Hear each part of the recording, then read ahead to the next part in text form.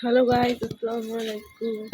Welcome back to our YouTube channel. Barangkali Sakrishi. You can see that কত মোটা হয়েছে আল্লাহ, অনেক মোটা হয়েছে। আমাদের গাছগুলো কিন্তু অনেক স্ট্রং আর অনেক বড় হয়েছে। এই যে পাতাগুলা, উপরের পাতাগুলা দেখুন কত সুন্দর। এটা হচ্ছে আমাদের সজনে গাছ। শাখা প্রশাখা কত পর্যন্ত বেড়ে গেছে।